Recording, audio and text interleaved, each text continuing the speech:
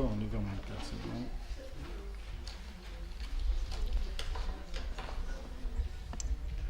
Encore du monde.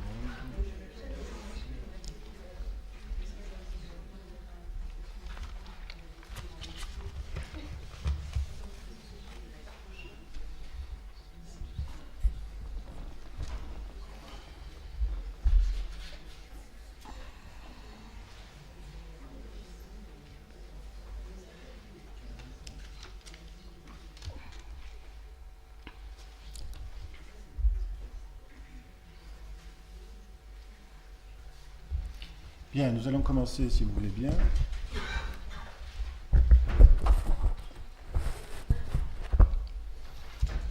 Voilà. Dominique, c'est bon. Alors, d'abord, je vous remercie d'être là ce soir. Je ne suis pas sûr que la date que j'ai choisie soit tout à fait bonne. Je m'en excuse, mais je n'avais pas tout à fait bien ordonnancé les choses. Donc, je vous remercie d'autant plus d'être là ce soir. J'ai le plaisir de recevoir avec vous Perel Vilgović, dont je vais donner quelques éléments de présentation parmi de nombreux.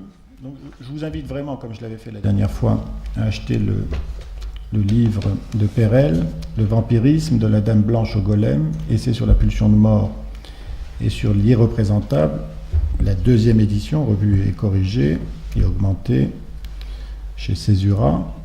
Vous y verrez, entre autres, ce pourquoi nous l'avons invité à venir, c'est-à-dire beaucoup de réflexions sur des textes littéraires, en particulier sur Antigone de Sophocle, sur Jean Giscone de Romain Gary, sur Moby Dick de Melville, sur l'histoire sans nom de Barbey d'Aurevilly, et vous y verrez qu'elle y voit des points communs autour d'une des thématiques de sa réflexion depuis de nombreuses années, à savoir le vampirisme, qui va déployer des hypothèses métapsychologiques qui ont des apparentements, mais des apparentements seulement, avec d'autres conceptions métapsychologiques, en particulier de Freud, l'identification narcissique dans la mélancolie, jusqu'à l'identification endocryptique chez Abraham et Torok, jusqu'à narcissisme de mort chez Green, etc., etc. Vous allez voir qu'il y a des points communs dans ces dimensions-là, mais qu'il y a un développement tout à fait original, tout à fait particulier chez Perel Vilgović depuis de nombreuses années.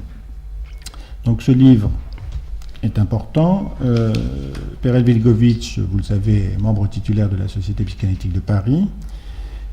Actuellement, elle y conduit avec Eva Weil et Gilbert Jetkin un séminaire dont le titre est Abord théorique et clinique sur les traces dans la cure des traumatismes collectifs. Encore un thème sur lequel elle a beaucoup écrit.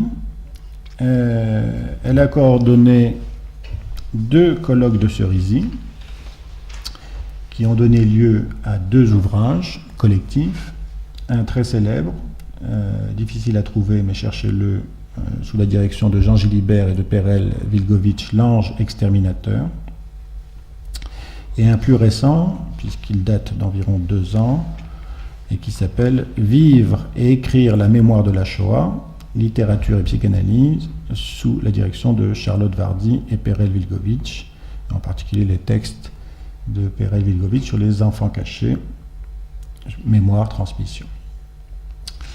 Il y a aussi, bien sûr, un certain nombre d'articles psychanalytiques, métapsychologiques, dans la Revue française de psychanalyse, et il y en a un que vous pouvez avoir sur Internet autour du thème d'aujourd'hui, Vampire.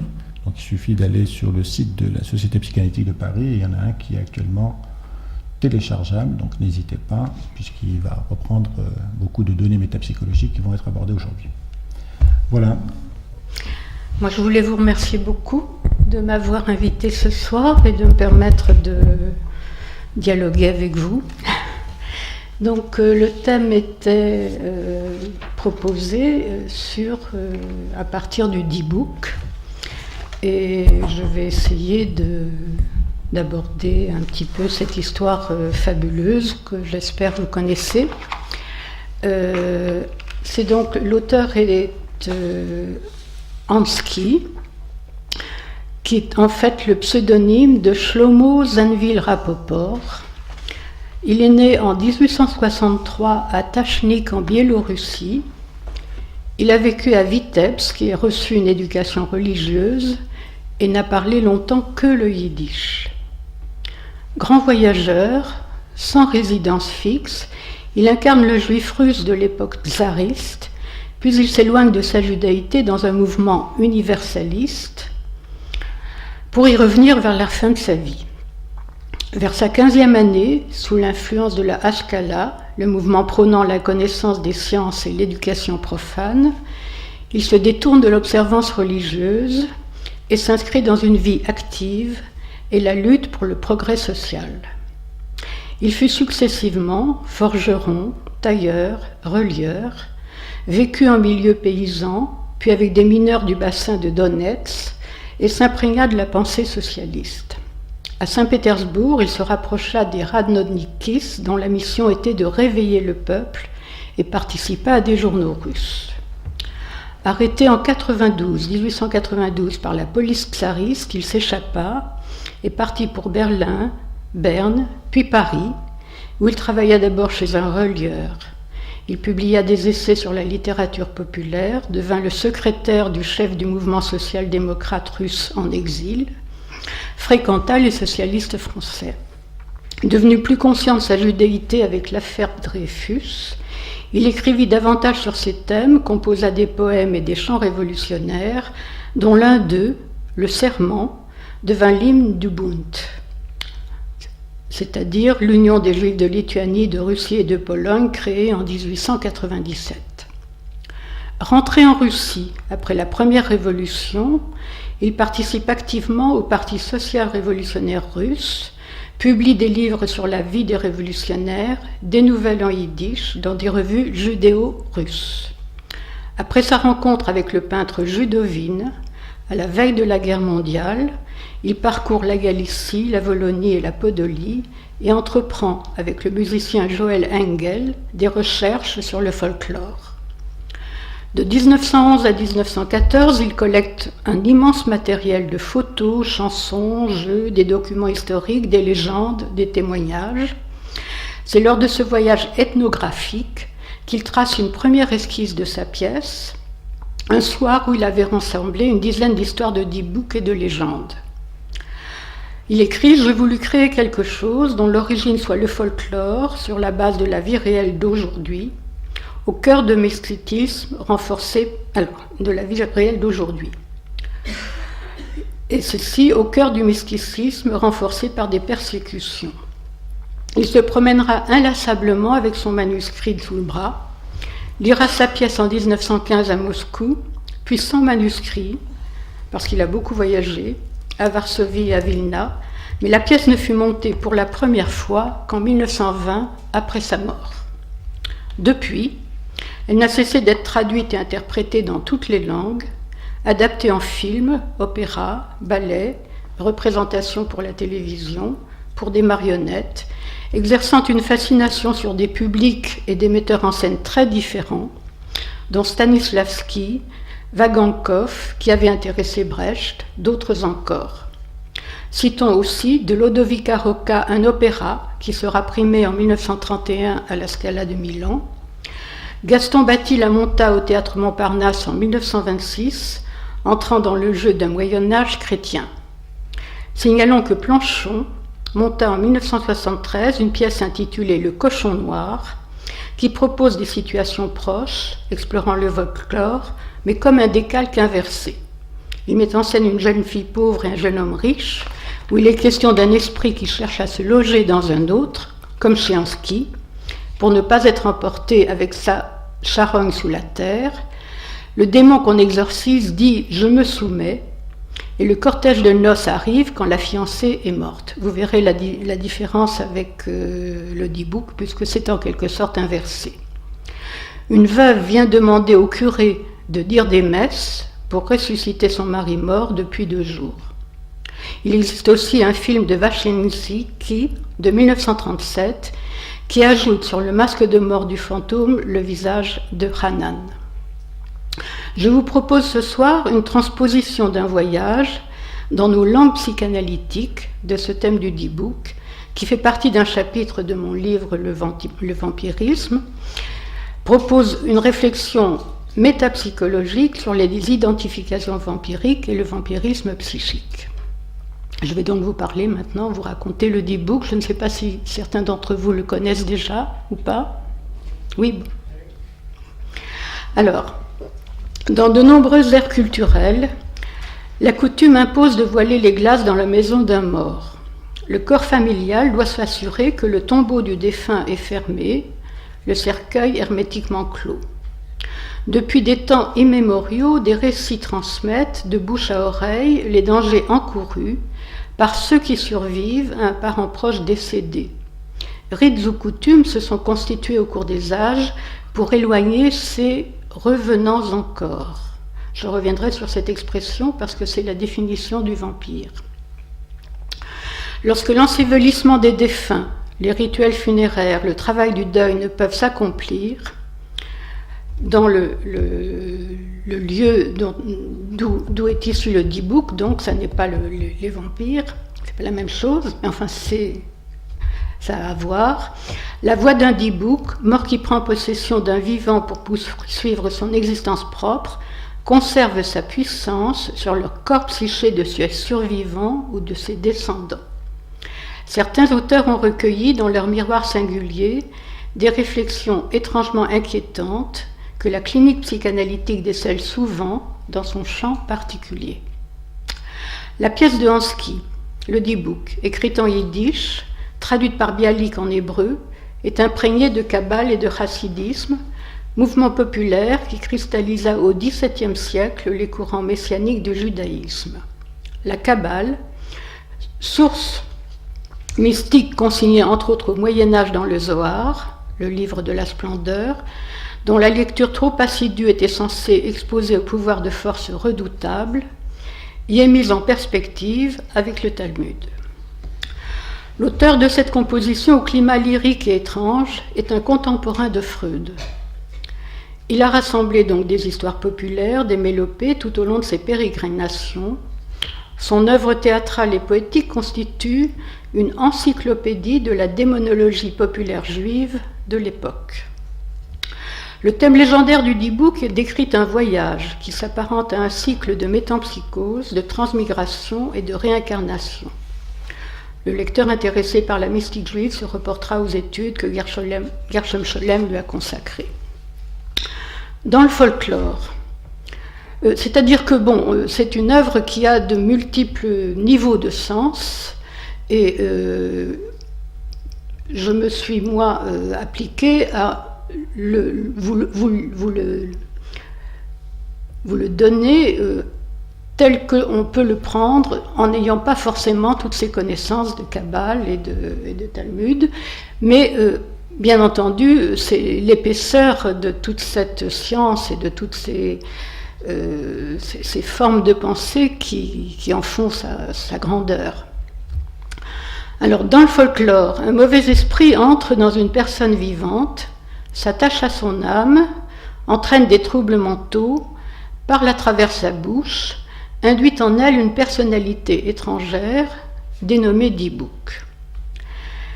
Des histoires de Dibouk apparaissent à l'époque du Deuxième Temple et à la période talmudique, et particulièrement dans des gospels et la littérature médiévale. Au début, il fut considéré comme un démon qui entre dans le corps d'une personne malade. Plus tard, avec l'apport d'autres peuples et cultures, cette conception, commune avec celle de la chrétienté médiévale, aboutit à la notion de transmigration d'âme. L'entrée d'un Dibouk dans une personne était le signe que celle-ci avait commis une faute secrète qui avait ouvert la porte au Dibouk. Notons que l'idée de Gilgul, liée à la réintégration de l'âme au moment de la naissance, a donné lieu à de multiples interprétations, depuis les rédacteurs du Bahir en 1180 en France méridionale, jusqu'aux kabbalistes de Safed au XVIe siècle et au cercle chassidique d'Europe centrale. L'âme, qui revêt, selon les commentateurs, 3 aspects, Roua, Nefesh et Neshama, ou 5, Zaya et Yehuda, serait susceptible de recevoir celle supplémentaire d'un défunt.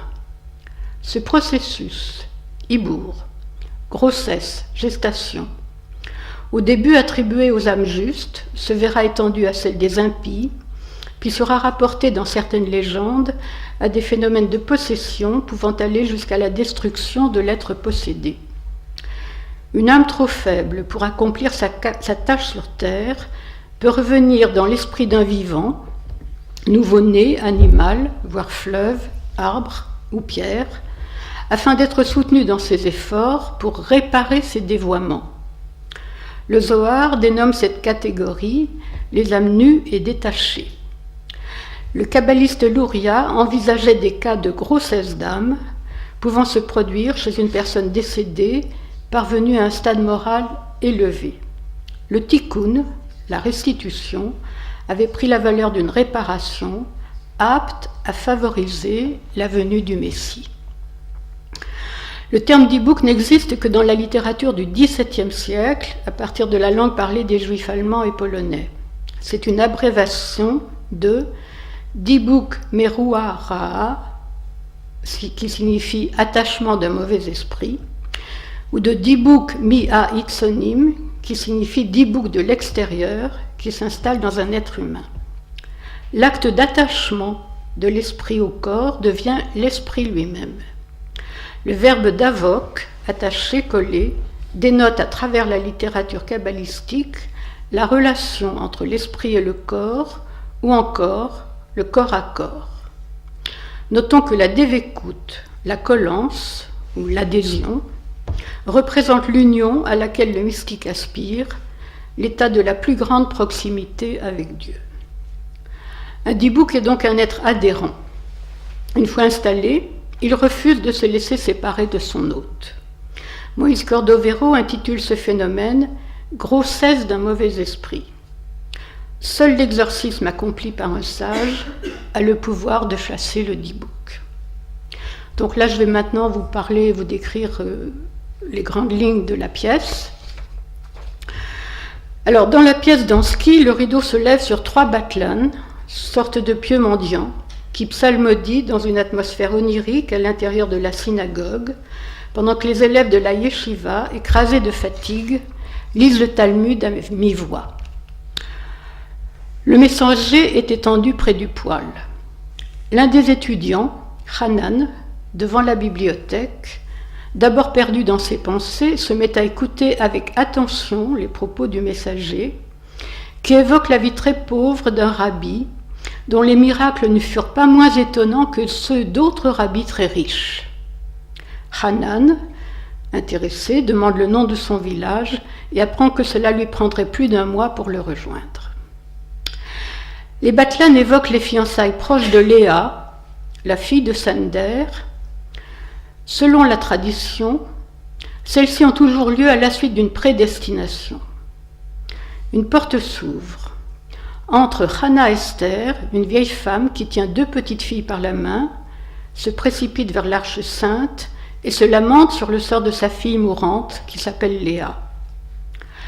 Elle implore la guérison de la malade pendant que le messager ajoute à cette imploration l'inquiétude d'une autre femme venue le matin, dont la fille, Léa également, dans les douleurs depuis 2 jours, ne parvient pas à accoucher.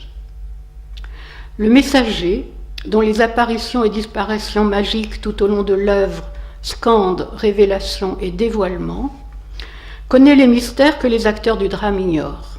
Ses paroles contribuent à éclairer progressivement les spectateurs ainsi que les interprètes sur les secrets du destin.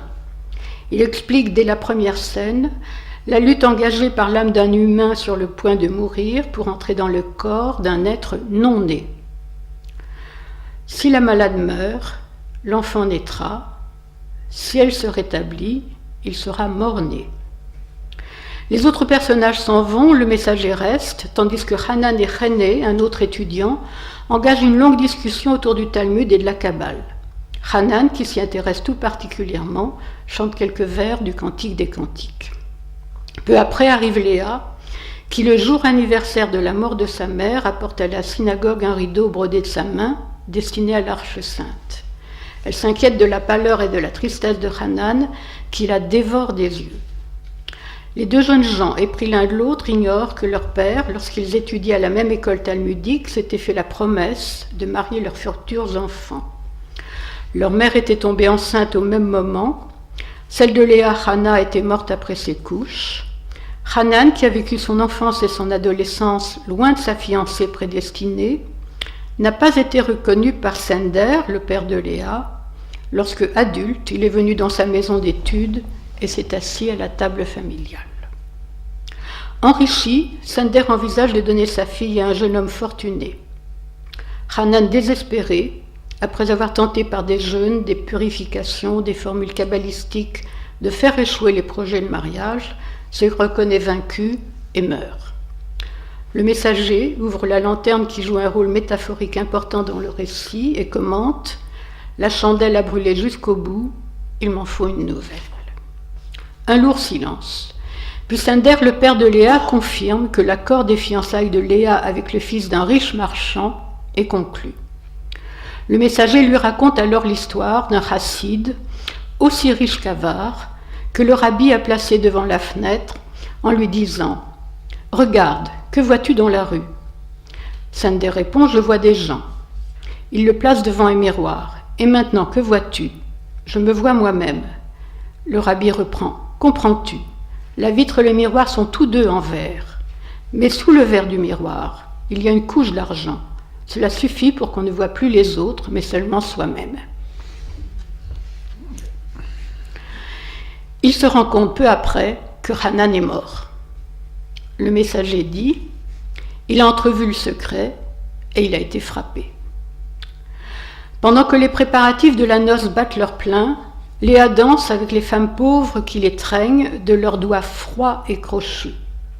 La danse macabre avec une vieille femme la fait défaillir.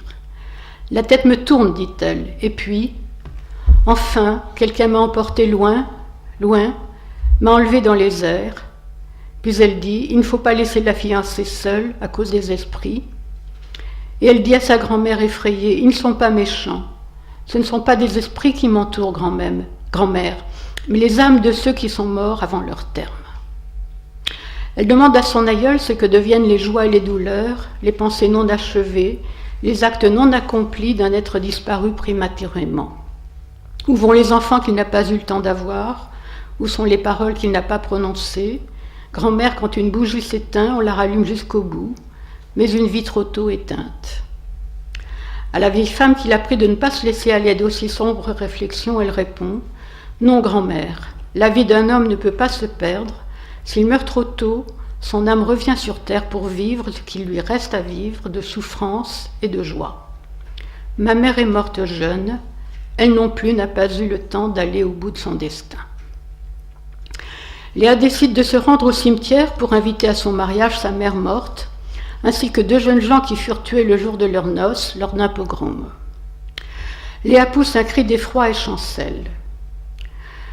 Puis, selon la coutume, après la bénédiction, toute l'assemblée réunie pour célébrer une union danse autour des tombes des trépassés. Le messager révèle alors à Léa le secret des âmes errantes, dont certaines reviennent, passent successivement à travers plusieurs corps jusqu'à ce qu'elles soient purifiées. Celles qui ont péché entrent dans des corps d'animaux, d'oiseaux, de poissons. D'autres n'ont pas la force d'atteindre elles-mêmes à la purification. Il leur faut attendre qu'un tzaddik, un juste, les libère. Les plus clairs, dit-elle, reprennent vie dans des corps de nouveau-nés. Je trouve, je pense comme vous que c'est un cycle tout à fait fabuleux. Un groupe de femmes, parmi lesquelles les pauvres, la pâle, la boiteuse, traversent la Seine. Léa s'évanouit au cimetière. Lorsqu'elle revient à la maison pour rencontrer le riche parti choisi par son père, de sa bouche émane une voix d'homme, celle de Hanan. « Vous m'avez enterré, mais je suis revenu. » Je suis revenu vers celle qui m'était destinée et je ne la quitterai plus. Le messager souligne, un Dybouk a pris possession de Léa, la promise. Il s'ensuit un tumulte général. Pour délivrer sa fille, le père de Léa fait appel à un tzaddik thaumaturge. L'exorcisme est décidé. Léa en robe blanche porte un châle noir sur les épaules. Le rabbi et les 10 tzaddikim revêtent des habits blancs pendant que des cierges noirs sont allumés au son des chauffards. L'exorciseur ordonne au Dybouk de sortir du corps de Léa, fille de Hana. Notons que ce prénom maternel, désignant la jeune fille, est le même que ceux de sa mère, de la vieille femme de la synagogue et du fiancé décédé. Un rabbi dit « Il arrive que les enfants payent pour les fautes de leurs parents ». Selon un autre tzaddik, l'exorcisme est une épreuve plus terrible encore pour un mort que pour un vivant. Sinder, de son côté, est déclaré coupable de n'avoir pas tenu sa promesse. Le défunt père de Hanan, appelé en témoignage, raconte la prédestination des fiancés et le non-respect de la promesse par Sinder. Il dit « Hanan désespéré a dû quitter le monde sans avoir atteint le terme qui lui était assigné. Coupé des deux mondes, son âme habite son corps. » J'ai oublié de vous dire que le premier titre du Dybouk était « Entre deux mondes ». Donc Hanan est entre deux mondes, entre amour charnel et mystique, entre vie et mort, entre foi, hantise et hypnose.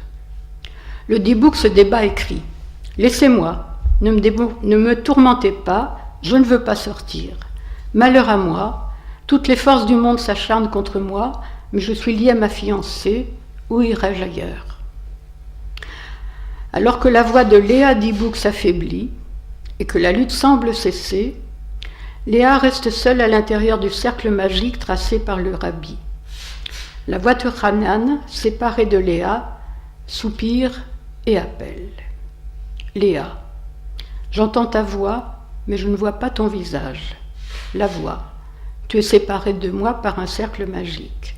Léa, qui es-tu? La voix, j'ai oublié, mais je me souviens de moi à travers tes pensées. Léa, pourquoi m'as-tu quitté? La voix, j'ai brisé toutes les barrières, j'ai passé à travers la mort, j'ai dit non aux lois qui régissent le monde depuis l'origine des générations, je t'ai quitté pour revenir encore. Léa, reviens vers moi mon époux. La voix, j'ai quitté ton corps mais je vais à la rencontre de ton âme. Une ombre lumineuse apparaît dans le mur d'en face, Léa s'écrie avec un air de liesse, le cercle est rompu, je te vois. La voix l'appelle. Léa rejoint la voix dans la mort, pendant que se font entendre la musique de noces, les dernières paroles du messager, puis la mélopée du début, psalmodiée par les batelans. Le messager conclut, trop tard, la flamme a aspiré la dernière étincelle, béni soit le Seigneur, seul juge de la vérité. L'obscurité tombe, on entend à nouveau la mélopée du début de la pièce. Pourquoi, du haut des sommets, l'âme se précipite-t-elle vers les gouffres, mais la chute porte en elle l'élan de la remontée. Et cette mélopée avait été dite au début de la pièce, au tout début de la pièce. Un climat d'inquiétante étrangeté règne dans la pièce d'Ansky. Le Dybouk Hanan Léa, en réunissant les deux jeunes gens en un même corps, abolit le temps, l'espace, la différence des sexes et des générations, du moins les deux sexes sont en un. À l'intérieur d'un cercle magique, Hanan ne meurt pas, Léa ne peut pas vivre. Lorsque les voix de Hanan le fiancé et de Hana la mère se superposent, les non-morts emportent l'âme de Léa, la non-vivante.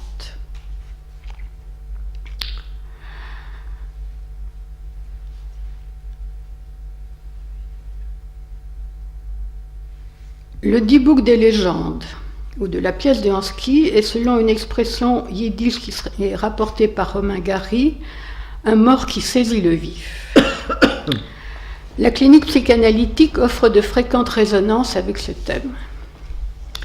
J'ai été conduite à penser à la présence psychique d'un Dybouk chez une femme, Souhaitant entreprendre une psychothérapie motivée par des crises de colère et d'agressivité survenant dans son milieu familial de façon difficilement contrôlable sur un fond permanent de dépression. Léa m'était adressée par une collègue qui l'avait suivie en relaxation quelques années auparavant.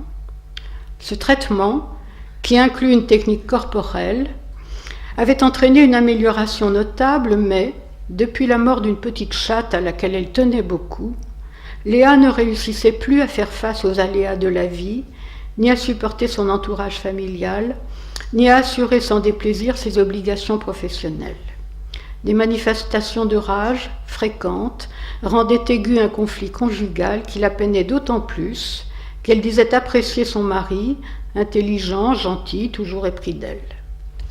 Très attachée à lui, elle s'était longtemps sentie sous sa dépendance. Leur fille lycéenne avait éprouvé dès son plus jeune âge des difficultés d'ordre psychologique.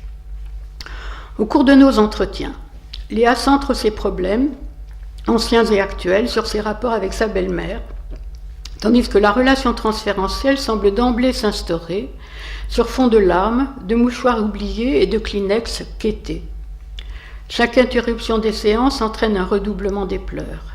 Paradoxalement, à chaque retour de vacances, Léa fait état d'une certaine amélioration pendant notre séparation, mais ces manifestations dépressives reprennent de plus belle dès son arrivée à Paris. Progressivement, au-delà ou en deçà des éléments névrotiques de cette histoire, émerge une tension interne et inconsciente entre deux personnes essentielles de l'enfance de Léa, elle-même et sa jumelle. Léa n'a jamais parlé de cette sœur à sa thérapeute. Avec moi, pendant longtemps, elle n'y fait que de brèves allusions, de sorte que je n'ai appris les principaux événements de la vie de Léa, jumelés à celle de Rachel, qu'après plusieurs années de psychothérapie. Épileptique à partir de 5 ans, Rachel, enlaidie par les barbituriques, était considérée comme une paria. Elle avait des colères fréquentes qui terrifiaient son entourage. Léa, moins effrayée avec l'habitude que les autres membres de la famille, avait pour mission de ne jamais contrarier sa sœur. Aussi était-elle à son service. En particulier, elle ne se souvient pas avoir pu pleurer ou se laisser aller à des éclats lorsqu'elle était enfant. Elle avait assisté à la première crise convulsive de Rachel. Un matin, elle l'avait trouvée le visage crispé. La croyant morte, elle avait averti ses parents. Quelques mois plus tard, elle l'avait vue tomber dans le fond du camion qui conduisait les fillettes à la campagne. Rachel, les yeux révulsés, avait le corps secoué de spasmes. Léa, affolée, s'était mise à frapper contre la cloison qui les séparait du chauffeur, mais l'homme n'avait entendu les signaux qu'au bout de longues minutes, pendant lesquelles l'attaque continuait à se développer, au grand effroi de Léa. La crise se prolongeait encore lorsque la petite épileptique fut enfin déposée sur le bord de la route. En voyant Rachel raide sur le talus, Léa avait pensé que sa sœur ne vivait plus. Les deux fillettes avaient donc été très intimement liées depuis leur conception et pendant leur enfance. Mais à l'adolescence, Léa s'était quelque peu éloignée de sa jumelle, puis s'était mariée très jeune. Or, Rachel était morte, réellement cette fois, peu de temps après ce mariage. Alors qu'elle marchait sur une route dans un pays étranger, elle avait été renversée par un camion. Après l'accident, des témoins déclarèrent avoir vu la jeune fille faire des zigzags. Depuis, Léa n'a jamais supporté de se rendre dans ce pays, dont elle n'arrive pas à comprendre, encore moins à parler, la langue qu'elle a pourtant apprise. Au cours de la psychothérapie, Léa établira elle-même un lien entre ses inhibitions et la mort de Rachel. Au fur et à mesure que se dessine le personnage de Rachel, il devient de plus en plus évident que Léa n'a cessé d'héberger, d'inclure en elle l'image de sa jumelle irritable, à la fois craintive et source d'effroi pour l'entourage. Léa a été hantée par le souvenir et la culpabilité d'avoir abandonné sa sœur à la solitude en se mariant, instaurant ainsi une cloison entre les jumelles. Rachel, bien que morte, poursuivait son existence à l'intérieur de Léa qui, pour sa part, continuait à vivre toutes ses relations, conjugales, amicales, transférentielles, sur ce même mode contradictoire d'une grande proximité et d'une séparation conjuguée. les vies jumelées de Rachel et de Léa s'étaient toujours déroulées de façon, en quelque sorte, cloisonnée, décloisonnée.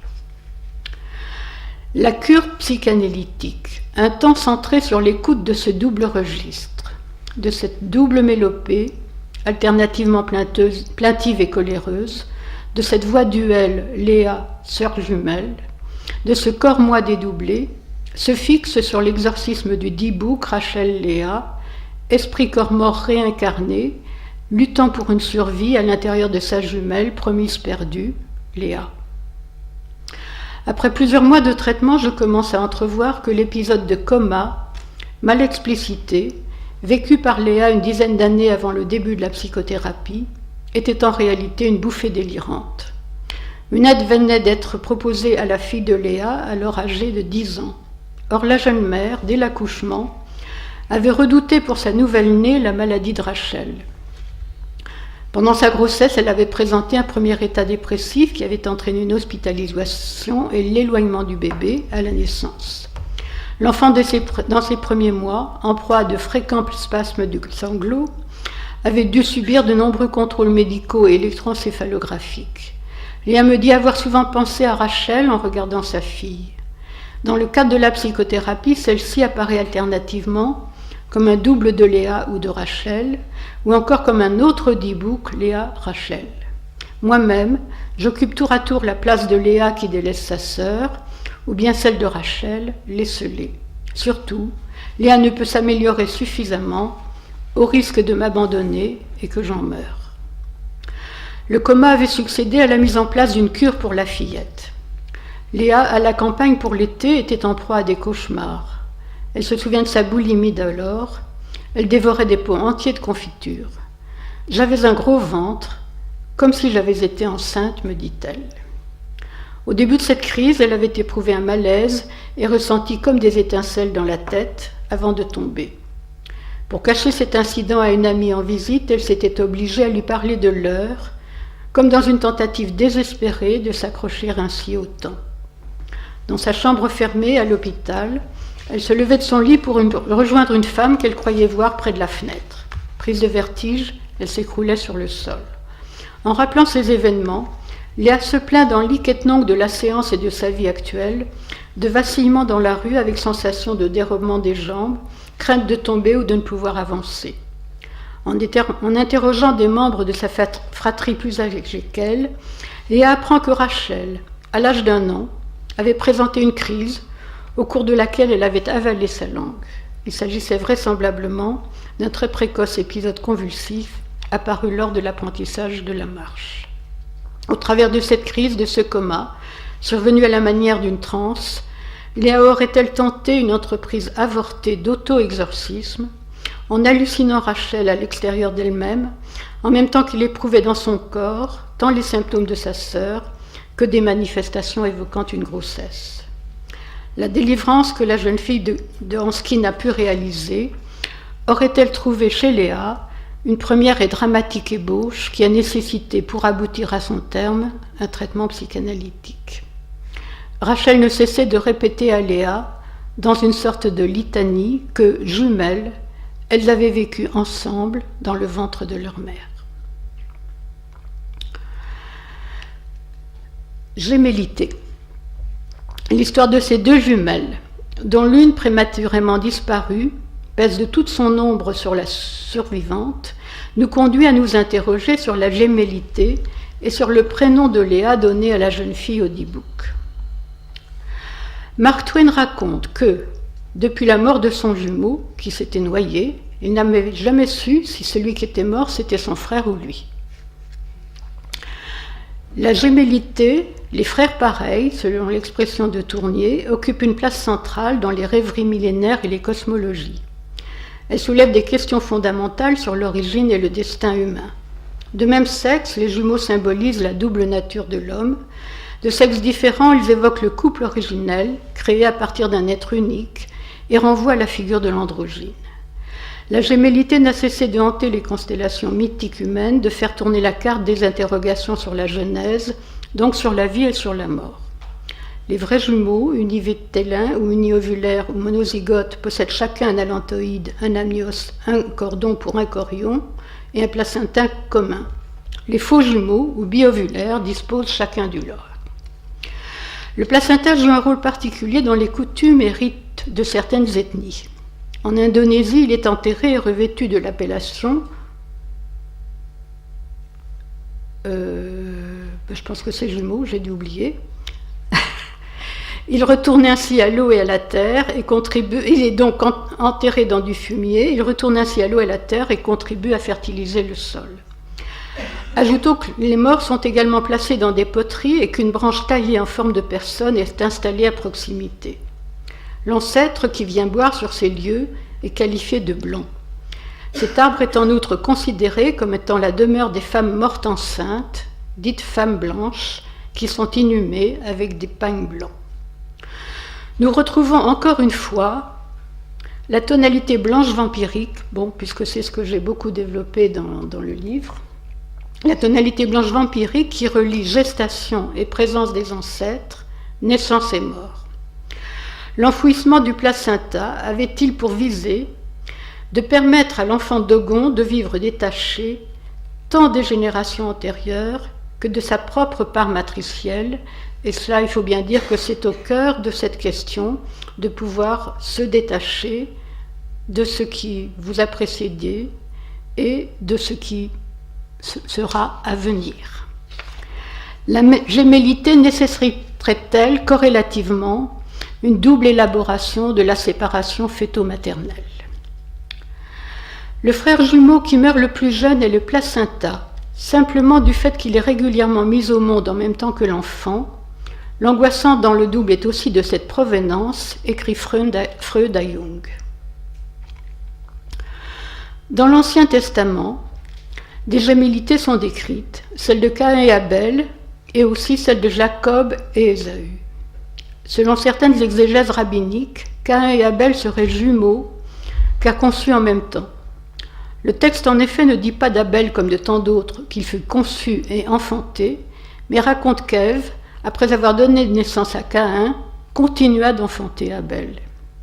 Pour certains commentateurs, deux jumelles, sœurs de Caïn et Abel, donc filles d'Ève, épousent leur frère. La suite de cette quadrille gémellité est une très longue histoire, marquée par le premier meurtre de l'humanité. Quant à Jacob et Ésaü, fils jumeaux d'Isaac et de Rebecca, enceintes après une période de stérilité, ils sont dépeints se heurtant dans le sein de leur mère. Rebecca ordonne à Jacob, devenu adulte, de se rendre chez son frère Laban pour prendre femme. Jacob propose ses services à Laban pendant 7 ans, pour Rachel la petite, mais la nuit de noces, une substitution est faite entre Léa, l'aînée, et Rachel, la cadette. Or, Jacob avait pris à Ésaü son droit d'aînesse, et Léa, en tant qu'aînée, avait été promise à Ésaü. La logique de la prédestination expliquerait donc en partie la supercherie. Notons que pour certains, Léa et Rachel seraient également jumelles. L'une, Léa, devenue rapidement mère de fils heureux, donnera naissance à 6 enfants, c'est-à-dire à 6 des 12 tribus d'Israël, alors que Rachel restera stérile au foyer. Elle n'enfantera à son tour qu'après les maternités de leurs 2 servantes respectives. L'histoire de Léa et de Rachel, que les filles de Laban aient été jumelles ou pas, suscite un questionnement sur la maternité en tant qu'elle articule la lignée ascendante et la filiation. Jacob était tombé amoureux de Rachel dès le premier regard, mais les lois de l'histoire et de la prédestination l'unissaient d'abord à Léa. Jacob exprimait son désir propre dans son amour pour Rachel. Dans son attachement pour Léa, il traduisait la continuité avec sa mère et sa famille. La problématique gémellaire propose en outre une interrogation tant sur l'identité respective de chacun des jumeaux que sur les identifications de l'un à l'autre. Sur le plan psychique, l'un prend fréquemment la place de l'autre et vice-versa. S'agit-il d'une tendance fratricide ou d'une tentative de se séparer de la part placentaire matricielle? N'y aurait-il pas dans toute relation fraternelle une double perspective voisine, un attachement fœto-maternel voire gémellaire d'un côté, un lien de rivalité fratricide de l'autre? Nous semblons loin de notre thème de départ, celui d'un dibouk qui a pris possession d'un être vivant. La jeune fille mise en scène par Ansky porte le même prénom que la fille de Laban, sœur de Rachel. Léa était promise à Hanan comme la Léa biblique l'était à Jacob. Si, à lire entre les lignes, sinon de la légende, du moins de la pièce de Ansky, nous suivons le fil qui court de la vieille Hannah Esther, venue prier Dieu pour sa fille qui se meurt, à Hannah, mère de Léa, morte en couche, à Hanan, le fiancé disparu. Et sachant que, selon la tradition, un nouveau-né devait porter le nom d'un mort, jamais celui d'un vivant, nous voyons mieux à l'œuvre le travail de la filiation. Au cours de la séance d'exorcisme, les personnages sont désignés par le nom de leur mère.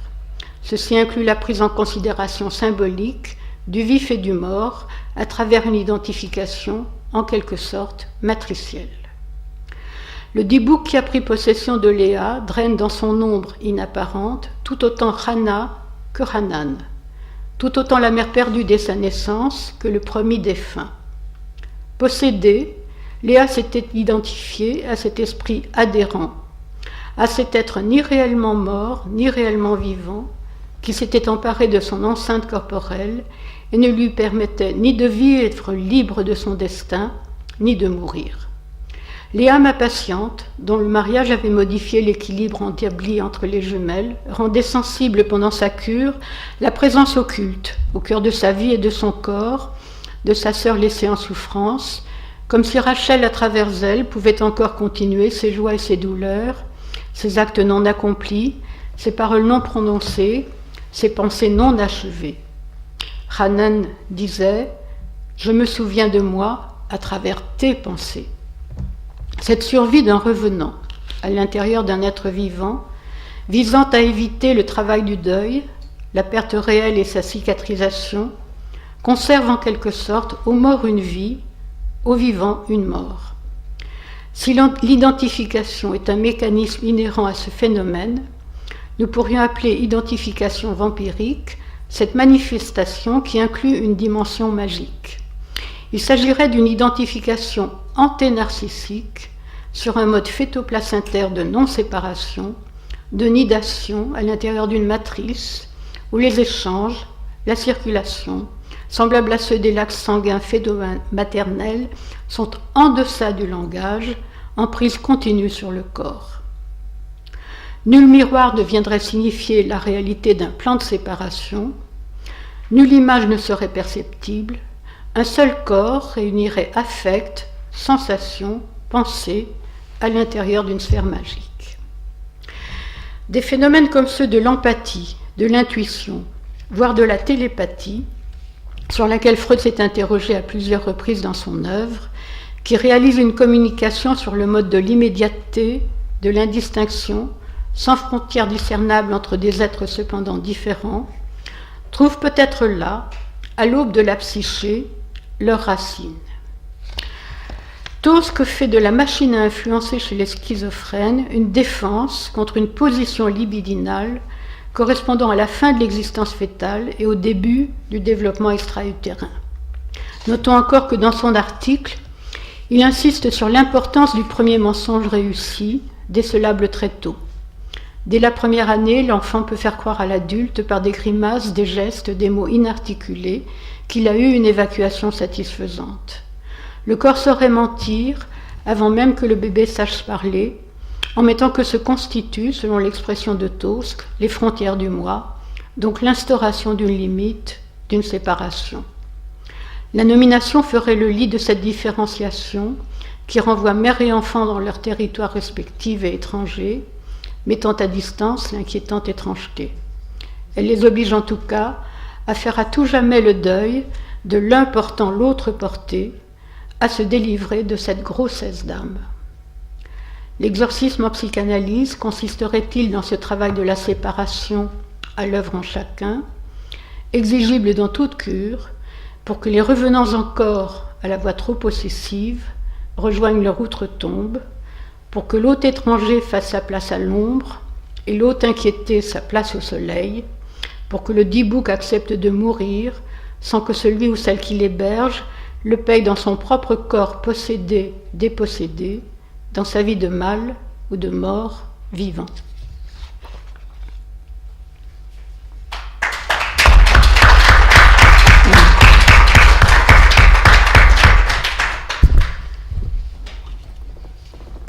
Merci beaucoup. Merci beaucoup de ce texte très dense et très touchant, très émouvant par moments. Alors après une pause par rapport à cette densité et cette émotion, peut-être que le public va réagir par des questions, des commentaires. Ça soulève des questions importantes, que ce soit par rapport à la littérature, mais aussi, et on a le droit de le faire ici, par rapport à la clinique et par rapport aux prises en charge psychothérapeutiques. Marthe Coppel avec micro. Je peux reprendre après éventuellement des choses sur la famille. Je préférais couper là. Oui, d'abord je voulais vous remercier évidemment de votre exposé, mais aussi de nous avoir, enfin moi en tout cas, de m'avoir branché sur le D-Book. Grâce à vous, j'ai vu le film que je ne connaissais pas, que j'ai trouvé extrêmement intéressant. Donc c'est toute la découverte de ce D-Book pour lequel je vous remercie. Mais je voulais peut-être commenter votre exemple clinique par rapport à la pièce, qui est une forme d'interprétation. À partir de la pièce, cet exemple clinique est comme une interprétation que vous faites, il me semble, du D-Book.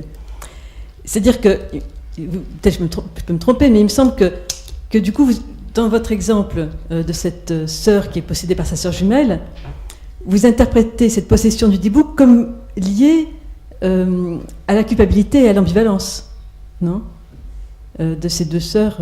Alors que moi, j'avais été très frappée quand même dans la pièce par l'état amoureux, par quelque chose de la possession amoureuse. C'est-à-dire que Léa veut garder en elle cet homme qu'elle aime, et il y a quelque chose de l'union amoureuse. Et moi, je me demandais si on ne pouvait pas penser le D-Book, alors il se trouve qu'Anan est mort aussi, ça joue un rôle, mais comme l'expression aussi de cet état très particulier qu'est l'état amoureux, comme un état magique où on est effectivement possédé par celui qu'on aime. Il y a en effet chez Léa des moments où quand le D-Book parle à travers elle, des moments quasi extatiques, voire orgasmiques, pour aller dans le sens de ce que dit Marthe. Oui, tout à fait. Ça, c'est un des aspects. Et c'est l'aspect le plus prégnant, et c'est aussi l'aspect qui probablement répond le plus à la dimension du D-Book. Mais il se trouve que il me semble avoir perçu en deçà toute la dimension de la transmission mortifère de la génération antérieure. Et ça n'est pas dit tellement, et ça n'est pas apparent dans la pièce, et ça n'est pas tellement apparent non plus dans les commentateurs. Mais j'ai été très intéressée et fascinée par le fait que Léa porte le même prénom que sa mère, que la mère. Elle porte le même prénom que la vieille femme qui est venue... La mère ne s'appelait pas Anna ? Pardon ? La mère ne s'appelait pas Anna ou Hannah ? Oui, mais il y a la femme qui vient le matin dans la synagogue et qui porte le nom de Léa. Ah oui, d'accord. Et il y a une autre Léa encore, je ne sais plus laquelle. Et il m'a semblé qu'il y avait quelque chose là qui est la tragédie de ces histoires, d'une transmission à travers les générations. Et comme si chacun des deux acteurs et des deux amoureux était piégé par ce qui se passait à la génération antérieure. Et si vous voulez, c'est à ce niveau-là que moi je retrouve ce que j'étudie, que je travaille comme le vampirisme. C'est pour ça l'intérêt, effectivement, en choisissant cet exemple, j'ai choisi quelque chose qui débouche sur autre chose. Mais il y a quand même cette dimension de la jumelle qui est morte. Il y a la dimension de la mort qui précède les jeunes gens. Et ce qui me semble intéressant, c'est de pouvoir... bien entendu, le D-Book est d'une grande richesse, d'une grande immensité, avec toute la dimension religieuse, kabbalistique, enfin tout ceci qui est en plus. Mais m'intéressant finalement à ce qui se passe justement dans la transmission d'une génération à une autre, j'ai pris cet exemple-là de ces deux jeunes femmes. Oui, puisque explicitement dans la pièce, c'est parce que les deux pères avaient promis que les enfants se marieraient que la tragédie se noue aussi. Donc effectivement, la faute des pères, enfin, ou l'engagement des pères est là aussi présent, effectivement. Absolument. Il y a une multiplicité d'inductions.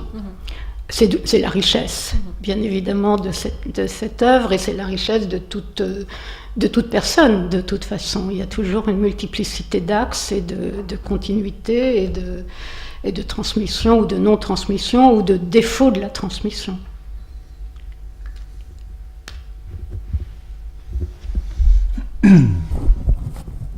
Oui.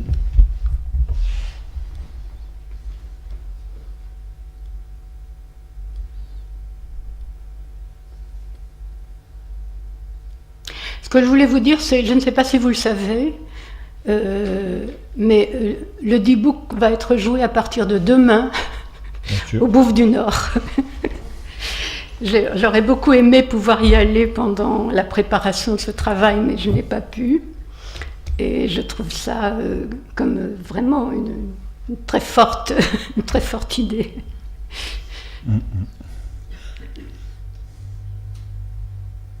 Il y a un D-Book qui a été interprété par... Celui que vous avez cité, il y en a un qui a été interprété par Mesguich. Vous l'avez vu celui-là? Oui, je l'ai vu celui-là. C'est-à-dire qu'il est un peu différent. Il était... je ne sais pas si d'autres l'ont vu. Vous l'avez vu? Je l'ai trouvé pas inintéressant du tout, mais quand même moins riche que celui-là. Et surtout, je l'ai trouvé pas toujours très bien interprété. J'ai trouvé la mise en scène intéressante, mais les acteurs pas tout à fait... Enfin bon. Il faut dire aussi qu'on a ces schèmes inscrits et que quand on a vu une œuvre, on a du mal à la voir autrement. Et voilà. Il existe un film que l'on peut voir, qui existe et qu'on peut acheter, qui est un film de 1937 qui est absolument splendide. Qu'on peut emprunter à la Boulevard Saint-Michel, à la vidéothèque, vidéoclub Boulevard Saint-Michel, on le trouve, moi je l'ai trouvé là. Oui. Aussi au centre d'information juive aussi. On peut aller le voir au musée d'art juif aussi. Oui, absolument. Avant de... Pardon, il vaut d'autant plus qu'il est un des très rares films qui ait survécu à la destruction d'une somme très importante de films tournés en yiddish avant-guerre, et qui est donc à ce titre une espèce de rescapé, mais il est très beau par lui-même, c'est vrai. Bien sûr. Sinon, une question, vous nous parlez du vampirisme en termes d'identification. Vous laissez de côté la notion d'emprise. Or, il y a toute une clinique de l'emprise, de la relation d'emprise, qui n'apparaît pas dans votre cas clinique, où apparemment il n'y a pas lieu de la faire apparaître, mais qu'on rencontre par ailleurs dans le travail avec des patients, qu'il s'agisse de patients en analyse, en thérapie, ou de patients en soins psychiatriques. Oui, alors là c'est un point de vue qui est... Oui, pardon. Oui, le D-Book est quand même une figuration aussi de l'emprise, parmi ces nombreuses significations possibles.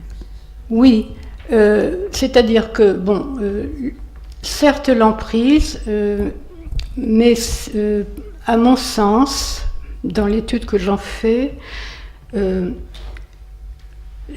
me semble que je m'attache plutôt à l'identification, dans la mesure où il me semble qu'il s'agit d'identifications qui sont très différentes de nos autres identifications.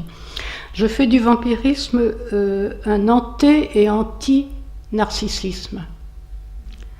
C'est-à-dire que c'est une option, bien entendu, il y a une emprise. Mais surtout, il y a une impossibilité. Tout dépend aussi. Alors là, c'est très intéressant parce que tout dépend de quel côté on se place. Si l'on se place du côté de Léa, par exemple, qui, elle, est embarquée dans ce qui lui arrive, mais parce qu'il y a quelqu'un à l'extérieur qui s'en empare, ça c'est le D-Book, mais il y a aussi, à mon sens, l'impossibilité, la difficulté pour un être pris dans des engrenages de filiation, de génération, de ne pouvoir assurer son narcissisme. Et c'est ça qui pour moi est le vampirisme, c'est-à-dire l'anté et l'anti-narcissisme impliqués par des deuils dans les générations précédentes et par une impossibilité, une transmission qui n'a pas permis la possibilité d'établissement d'un narcissisme suffisamment assuré. C'est une option. C'est en cela que, si vous voulez, et c'est pour ça aussi que ce qui m'a intéressé dans cette pièce, dans cette lecture-là, c'est toute cette dimension de la génération antérieure. Il y a les pogroms, il y a les jeunes gens qui ont été tués lors des pogroms, les 2 fiancés qui n'ont pas pu se marier et qui sont dans une tombe que Léa va voir avant, en même temps qu'elle va voir la tombe de sa mère, et elle les invite. Si vous voulez, c'est un autre aspect qui n'est pas celui qui est le plus visible. Alors, emprise certes, mais emprise très importante, très prégnante, si on peut dire, et justement, qui porte son poids dès la naissance et dès la grossesse. Je ne sais pas si je me fais comprendre. Dans une sorte de théorie psychanalytique de la prédestination, alors. Il n'y a pas moyen d'échapper à Oui. cet engrenage, comme vous l'appelez. Oui. Il y a un déterminisme Oui. dans votre conception Oui. effrayant. Oui, tout à fait. Tout à fait. Ça fait partie, me semble-t-il, d'une transmission qu'on peut qualifier de transgénérationnelle, quoique ce mot ne soit pas suffisant et pas de grande qualité. Mais, si vous voulez, pour moi, c'est ça le vampirisme. Alors justement, sur ce point, si vous voulez, ce qui m'a beaucoup touché et intéressé, c'est, si on part du D-Book, c'est la qualité, si je puis dire, juive du D-Book, c'est d'être un revenant qui revient dans le corps du sujet. Tout à fait. D'accord ?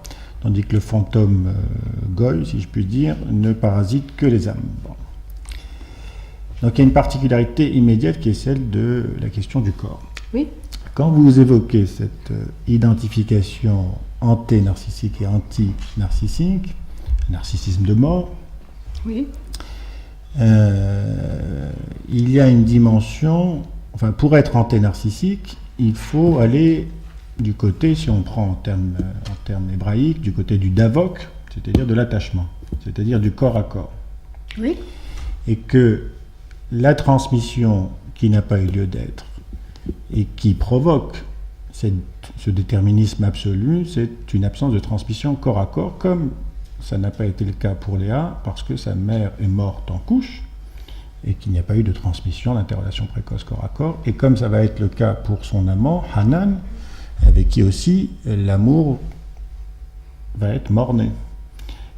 Si vous voulez, dans le D-Book, le fait que son amant Hanan meurt assez rapidement est une espèce de... Enfin bon, c'est un deuxième acte qui, à mon avis, rejoue le premier acte qui est la mort en couche de la mère. Ce qui est plus important, c'est la mort en couche de la mère. Oui. Et il y a Mais quelque c'est chose ce que qui je se pense, rejoue. oui. Et donc, si j'en viens à cette importance chronologique, hiérarchique, narcissique, plutôt qu'identificatoire avec Hanan de la mort maternelle, ce qui n'a pas eu lieu d'être, c'est un échange corps à corps permettant une inscription narcissique transcorporelle. Oui, alors ça c'est aussi intéressant que vous souleviez la question comme cela, parce que en fait, le travail que j'ai pu faire sur le vampirisme, c'est à partir de Stoker, et à partir de lui, la description du vampire, c'est un revenant en corps. Il est intitulé comme cela. Or, c'est assez fascinant parce que, justement, c'est me semble-t-il, une image de ce que peut être la transmission antérieure. D'accord.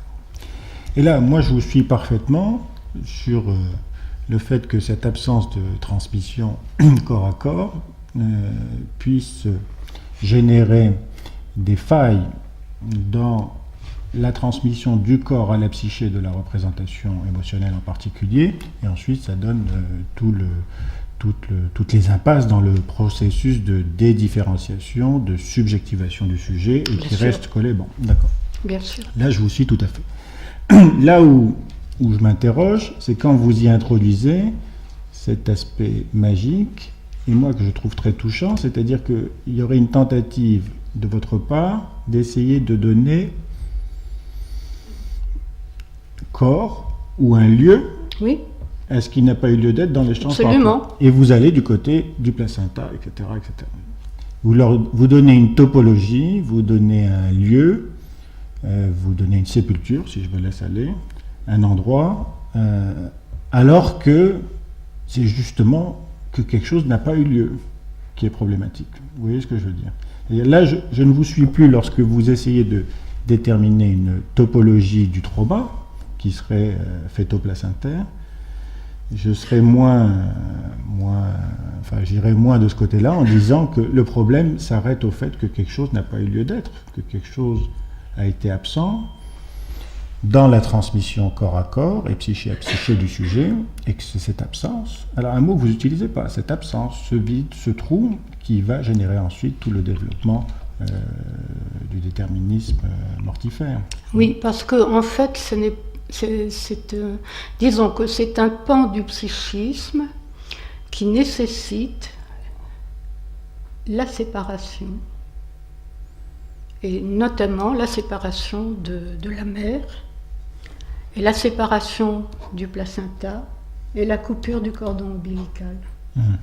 Or, ce sont justement, me semble-t-il, enfin dans les histoires que j'ai pu essayer d'aborder, c'est plutôt justement ces restes de non-coupure et de non-séparation, c'est-à-dire d'identification tellement collée qu'il n'y a pas de distinction. Et en particulier dans le lien maternel. D'ailleurs, mon thème c'est la Dame Blanche. Bien sûr. Et cette Dame Blanche, c'est un personnage un peu mythique et un peu fantastique aussi, mais qui représente cette impossibilité de se séparer. Mais dans la pièce, le D-Book, on peut imaginer quand même que ce qui va poser problème à Léa dans l'avenir, c'est plutôt d'avoir peu bénéficié des interrelations précoces avec sa mère, plutôt que d'être dans une collusion par une non-séparation. Et je crois que... Oui, mais la non-séparation est psychique. Oui. Enfin, elle est corporelle, mais elle est psychique. C'est un psychisme corporel, je ne sais pas, je dis peut-être des âneries. Non, oui, l'absence d'interrelation corporelle peut créer une non-séparation psychique. Voilà. Oui. Est-ce que vous pensez que Léa Est-ce que Léa, on peut dire qu'elle était comme possédée par sa mère avant d'avoir été possédée par son amant? Oui. Par la mort de sa mère. C'est-à-dire son enfance en se sentant possédée par cette mère morte, quoi. Tout à fait. C'est ce qu'il en est justement des deuils non faits, et c'est toute la pathologie des deuils, et donc où beaucoup de personnes s'y sont intéressées. Il y a un certain nombre d'abords, dont certains très connus comme Torok et Abraham, comme Green parle aussi de la mère morte. Enfin bon, il y a toute une trajectoire possible, mais il me semble que le vampirisme va encore en deçà de toutes ces trajectoires. Et c'est en ce sens que le D-Book me semble relativement exemplaire. Alors qu'est-ce qu'on peut voir aussi? On peut peut-être aussi, ça me vient maintenant, imaginer que ça n'est pas seulement l'histoire de ces personnes corporéisées. Il s'agit aussi de toute l'histoire juive, d'une certaine façon. Quelque chose qui a perdu ses sources et qui a été coupé. Et je reviens à mon cheminement là. moi je suis d'accord qu'une absence de lien précoce transcorporel suffisamment bon puisse provoquer chez le sujet une non-séparation psychique. Là, bon. Sauf que je crois que ce qui n'a pas lieu d'être dans la transmission corps à corps n'a pas lieu d'être non plus dans la transmission psyché à psyché. C'est-à-dire que je crois que cette absence de la mère crée une absence en soi du sujet, corps et psyché. Que le trou, il est dans le corps et dans la tête. Que ce qui va perturber ce sujet, c'est d'avoir à remplir ce trou, cet espace vide, cet abîme, pas tellement une non-séparation. C'est une aliénation par absence de lien, un A privatif. C'est pas un excès de lien lié au trauma. Dans un sens, si je puis dire, encore plus tragique, y compris pour l'histoire juive. Il y a quelque chose qui fait qu'il n'y a pas de lien, plutôt qu'un excès de lien secondaire à un trauma. C'est ça que j'essaie de... Enfin, en particulier dans la clinique des adolescents traumatisés, c'est quand même ça qui paraît être le plus morbide. Et je veux dire, pour continuer, que d'imaginer une non-séparation psychique venant en lieu et place d'une absence de lien corporel est une tentative réparatrice d'une certaine manière. Vous lui redonnez une mère qu'elle n'a pas eue en disant non-séparation psychique, aliénée à la mère absente, alors qu'on peut imaginer que c'est encore plus tragique que ça. La mère n'a pas eu lieu d'être dans le corps et dans la psyché, et la fille est prise par un vide qu'elle va ensuite remplir comme elle peut, mais qui va toujours témoigner dans son fond de son absence maternelle. Vous voyez le... Oui, mais je ne suis pas sûre, je ne suis pas tout à fait d'accord. Je pense que cette absence peut être d'autant plus forte qu'elle est absente, et avoir autant de liens insécables qu'elle justement n'est pas là, et que bon, tout le monde n'a pas perdu sa mère aussi précocement, et peut être parfaitement relié, et particulièrement dans toute notre clinique, de façon beaucoup trop proche et trop importante, à une non-séparation avec... C'est plutôt cet aspect-là. Hein, d'accord. Moi, j'en restais au D-Book, hein. Elle l'a perdu Oui. en couche. D'accord. C'est ça qui me fixait, mais vous avez raison. Si quelque chose a eu lieu pendant un temps, si la mère décède après que quelques liens aient pu se nouer, oui, on peut penser que l'absence corporelle va créer une omnipotence maternelle du fait de cette absence et une non-séparation psychique, oui. Enfin bon, en tout cas, ça suscite beaucoup de discussions, sûrement. Mm-hmm. Alors peut-être on va dire un mot, vous allez dire un mot, c'est vous qui êtes notre invité, sur un autre D-Book dans lequel, enfin que vous abordez dans le livre, c'est un D-Book étonnant, plaisant, douloureux, tragique, comique, c'est-à-dire Gengis Khan de Romain Gary. Oui, alors je ne peux pas en dire beaucoup de choses, si ce n'est que c'est une œuvre, enfin c'est un texte tout à fait formidable, plein de... Comment dire? C'est tout le talent de Gary de pouvoir aborder toutes les formes d'expression pour dire ce qu'il en est. Vous connaissez cette histoire, c'est un D-Book qui a pris la place dans le corps d'un asile, dans un corps, justement là aussi. C'est toujours ça qui est... C'est tout à fait dans un corps. corps. Le vif. Oui. Oui. Mais alors voilà, je dois dire aussi qu'avant de venir, dans les jours qui ont précédé, j'ai été amenée à relire Si j'étais vous, et à penser un peu aussi à Mélanie Klein, et qu'il me semble que là, c'est plus compliqué. C'est plus compliqué parce que c'est le D-Book qui est le plus vivant. Il est là dans le corps, enfin pour Romain Gary, il est là dans le corps tout le temps, à tout le moment. Et à chaque fois, il est insupportable, et à chaque fois, il est odieux, et à chaque fois, il montre absolument sa présence continuelle. Et c'est tout l'enjeu de montrer que les Juifs n'ont pas été exterminés. Ce qui est, bon, c'est ça essentiellement, avec beaucoup d'humour et avec beaucoup de connaissance de tous les événements au fur et à mesure, et avec l'ironie, qui va jusqu'à l'indécence à certains moments. Enfin, c'est un texte assez extraordinaire. Mais c'est quelqu'un qui... Le livre est fait de telle façon que c'est lui qui est le vivant. tout le temps. Et en pensant à Si j'étais vous, parce que des personnes m'ont dit, et alors, et si j'étais vous, qu'est-ce que c'est par rapport à... Le Green. Comment Si De j'étais Green, vous, oui. de- Par rapport à Mélanie Klein et par rapport au D-Book. Et je pense que, alors là c'est intermédiaire parce que Si j'étais vous, c'est en effet quelqu'un qui est mal dans sa peau, qui se trouve être harponné par le diable et qui lui propose de changer de corps. C'est encore la même chose, changer de corps et de changer d'histoire. Et il accepte avec beaucoup de frayeur, mais il lui arrive donc de passer d'un personnage à un autre. À chaque fois, il peut le faire parce qu'il a une formule magique et il donne la formule magique à la personne qu'il rencontre, et à ce moment-là, celle-ci meurt, ou disparaît en tout cas, et il prend sa place. Et il vit sa vie. Et il me semble que c'est à l'opposé. Oui. C'est tout à fait à l'opposé. Le D-Book de Gary, lui, il a sa place fondamentale parce qu'il vient dire sans cesse que c'est impossible de faire que les gens disparaissent. Donc il est là tout le temps, et c'est lui qui tient tout et qui maintient tout jusqu'à la fin des temps.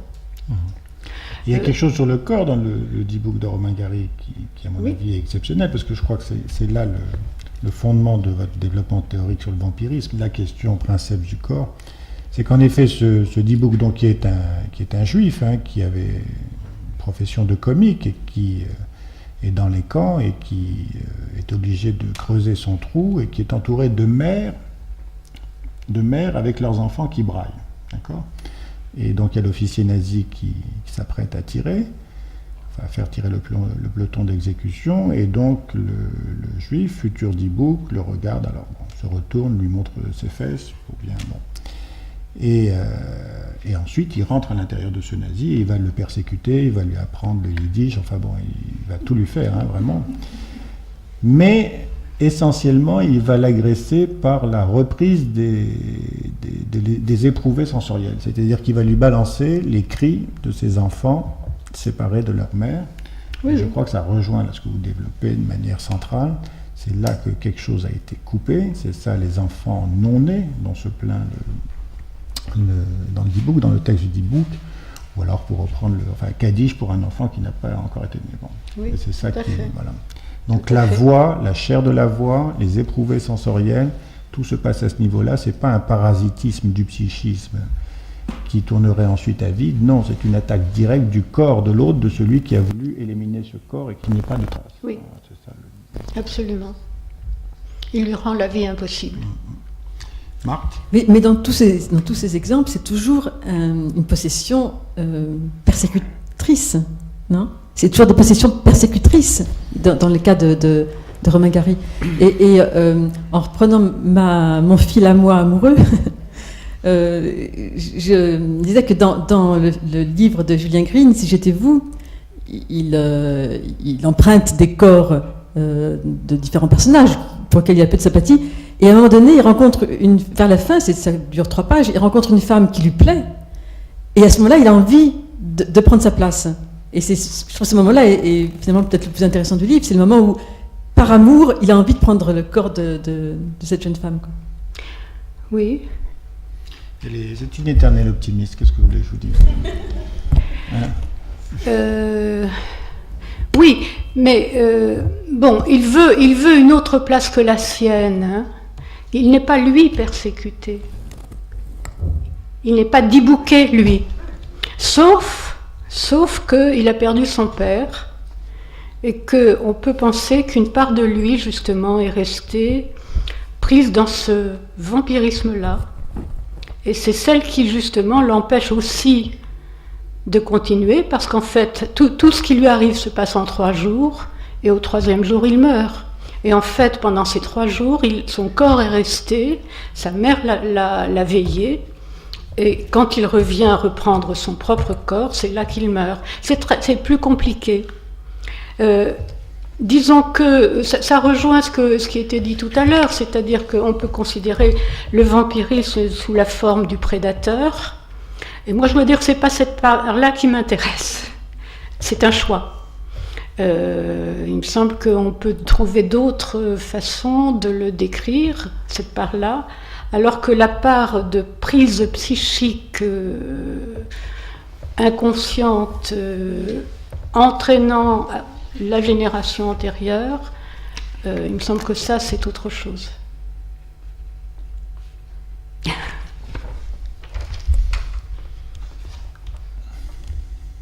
Alors, si on continue à visiter les e-books, il y en a un qui me plaît beaucoup, moi, c'est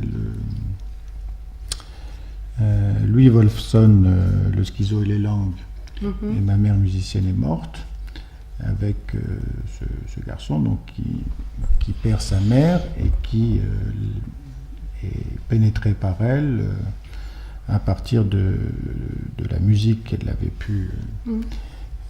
et puis qui... chose plus touchante, enfin, la musique dont elle l'avait entourée pendant toute son enfance, etc. Et puis qui transforme l'américain en yiddish régulièrement. Ça aussi, La langue est une façon d'être avec soi-même. C'est un choix. On pourrait dire que c'est déjà quelque chose, peut-être que ce n'est pas possible, enfin on peut peut-être le dire, quelque chose de l'ordre d'une sublimation, d'une transformation, et d'une survie aussi.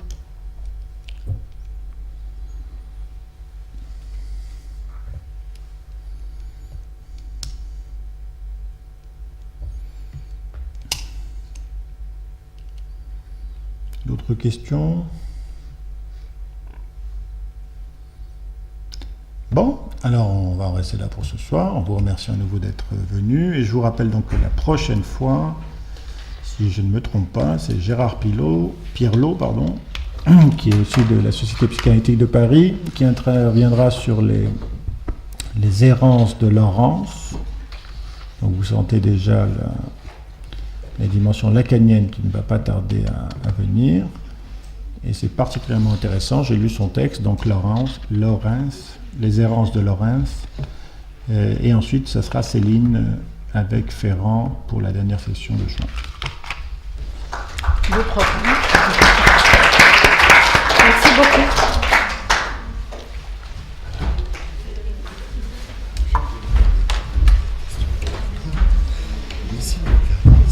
Pardon. Si vous regardez le texte, Oui. le fait que la liberté de l'individu soit emportée par ça, est-ce que ça pourrait pas être une prise de possession quelque part? Non, c'est le contraire, c'est une transmission.